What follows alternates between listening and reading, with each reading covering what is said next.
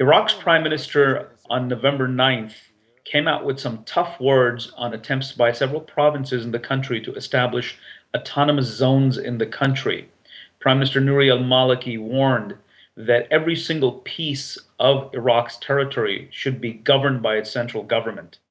Al-Maliki's statements have implications for the domestic balance of power at a time when US forces are about to withdraw from the country, but more importantly, it speaks volumes about the regional tug of war, particularly that between Iran and Saudi Arabia.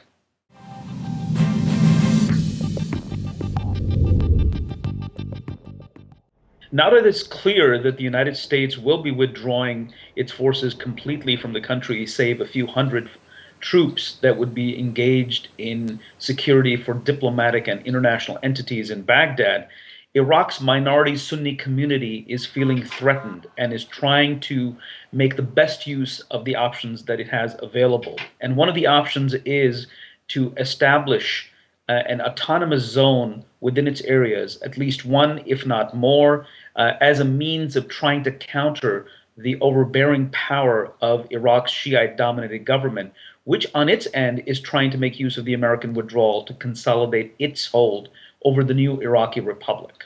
The move on the part of Iraq's disenfranchised Sunni community has the Shia majority worried because, from the point of view of the Shia, their hold over power is a very nascent development. And with American forces leaving, it is creating a new dynamic in which that balance of power needs time to settle. And they're worried about any attempts by the Sunnis to disrupt the attempt of the Shiites to consolidate their influence in the post-Ba'athist republic.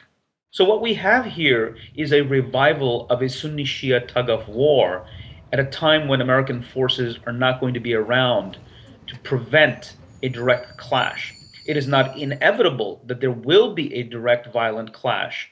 Much will depend upon how both sects and their principal stakeholders are able to negotiate with one another.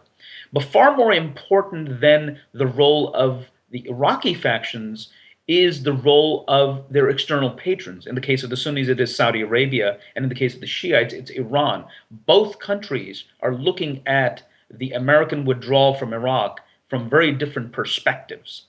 From the point of view of the Iranians, this is the moment that they have been waiting for, i.e., the withdrawal of American forces, which creates a vacuum that Tehran can use to consolidate its influence in Iraq.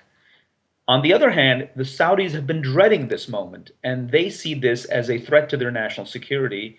The Iranian attempt to consolidate its influence has to be countered from the Saudi point of view. How do you do that? Well, there aren't that many good options because Iran does have the upper hand. So what Riyadh is hoping is that the Sunnis can make use of this constitutional provision to create autonomous regions as a means of securing their influence in this post-Ba'athist Iraq. And one of the more interesting angles to the Iranian-Saudi struggle in post-American Iraq is the implications for Syria. From the point of view of Iran and its Iraqi allies, they don't want to see anyone using Iraqi territory, particularly that of the Sunni areas that border Syria, for action against the Syrian regime that's facing an uprising on the home front. Conversely, the Saudis and their allies would like to do just that. So the question is, how far are the Iranians and the Saudis willing to push their respective Iraqi proxies?